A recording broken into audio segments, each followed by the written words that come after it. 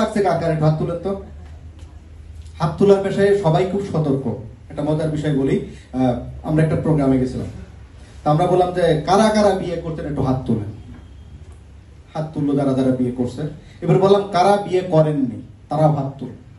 তা আমি আবার লক্ষ্য করলাম এক ছেলে, সে মানে বারবার প্রত্যেকবার হাত তুলে আর নামান। আমার খুব কৌতূহল হলো। আমি বললাম যে ভাই আপনি হাত তুলেন আর নামান কেন? বলেন আমার বিয়ের কথাবার্তা চলতেছে, আমি মাঝামাঝি এই জন্য। তা এই জন্য যাদের খারাপ লাগছে তারা একটু আমাদের হাত তুলে জানাবেন খারাপ লাগছে। দিনু গ্রুপের সাথে কেন থাকবে না? আপনারা হচ্ছেন, আমি যদি বলি এই সমাজের এই মুহূর্তে সবচেয়ে চালাক লোকগুলি। কি বিশ্বাস করেন? আপনারা কি চালাক না বোকা? চালাক মনে করেন কে কে নিজেকে? কেউ মনে করেন না। আচ্ছা বোকা মনে করেন কে কে? যাক, এখানে চালাক লোক এবং বোকা লোক নাই, ভালো মধ্যম সারির লোকজন আছে। চালাক বললাম এই কারণে, এইখানে আপনারা ব্যানারে দেখছেন, আমরা এইখানে লেখা আছে উদ্যোক্তা এবং ব্যবসায়ী মিলন মেলা। উদ্যোক্তা বলতে আমরা সাধারণত বুঝি যে আমার কিছু প্রোডাক্ট বিক্রি করতে হবে, দৃশ্যমান, এরকম না। উদ্যোক্তা যে কেউ হতে পারে। ধরেন এই মুহূর্তে পৃথিবীর সবচেয়ে ধনী লোকের নাম তো আমরা জানি। কি ব্যবসা করেন তিনি, বা শুরু করেছেন কি দিয়ে? বা এটা বাদ দিলাম, আমরা এই যে মোবাইলটায় আমরা যে ফেসবুকটা চালাই, মার্ক জুকারবার্গ, ওনার কিন্তু কোনো কারখানা ছিল না। ছিল? উনি কিন্তু ওই যে ঠেলা গাড়িতে চটপটিও বিক্রি করেন বা রিক্সাও চালান। উনি কি আইডিয়া সেল করেছেন। উদ্যোক্তা মানে হচ্ছে নিজের উদ্যোগকে কাজে লাগিয়ে যিনি অর্থ উপার্জন করবেন, তিনিই হচ্ছেন উদ্যোক্তা। নিজের আইডিয়া সেল আপনি কেমন করতে পারেন? আপনার একটা আইডিয়া আছে, ধরেন দিনু গ্রুপ বোরকা তৈরি করে বা বোরকা এনে বিক্রি করে। আপনি কিন্তু ফোন করতে পারেন, রাহেন ভাই আমার মাথায় একটা আইডিয়া আছে, এই ডিজাইনের একটা বোরকা যদি আপনি ছাড়তে পারেন মার্কেটে ভালো সেল হবে, আপনি আমাকে 10% বা 20% দেবেন। আইডিয়া সেল করলেই উদ্যোক্তা। শুধুমাত্র নিজ উদ্যোগে অর্থ উপার্জন করার প্রচেষ্টাকে আমরা উদ্যোক্তা বলি। যে বাড়ি করতে হবে, গাড়ি করতে হবে, এইরকম না। চালাক লোক আপনাদেরকে এই কারণেই বললাম, দেখবেন বিশেষ করে যারা একটু আমাদের মতো বোকাশোকা লোক, তারা কি করে, চিন্তা করে যে শরবত খাবো।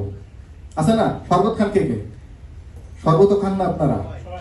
আচ্ছা যাক, আমার দিন এই রাহেন ভাই শরবত খায়, চেহারা এই জন্য সুন্দর। শরবত খাইলে চেহারা সুন্দর থাকে, পানির অভাব পূরণ হয়।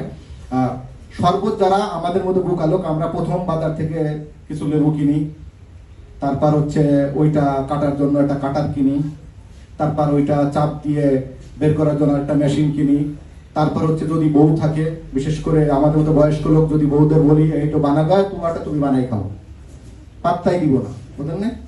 আর ইয়ার নতুন প্রেম প্রীতি ভালোবাসা হলে হয়তো বানাই দিতে পারে। কিন্তু যারা চালাক লোক এত ঝামেলায় যায় না। কারণ এই যে রেস্টুরেন্টে আমরা বসে আছি, এই রেস্টুরেন্টটার নাম তো আপনারা জানেন, টেস্টি লাউঞ্জ। এই রেস্টুরেন্টের পিছনে 1 কোটি টাকা খরচ করছে ভদ্রলোক, মালিক পক্ষ, কম বেশি হতে পারে। কি করতেছি আমরা? আসতেছি, খাচ্ছি, পরিবার নিয়ে, গার্লফ্রেন্ড নিয়ে, বন্ধু বান্ধব নিয়ে খাচ্ছি, 2000-5000 টাকা বিল দিয়ে চলে যাচ্ছে।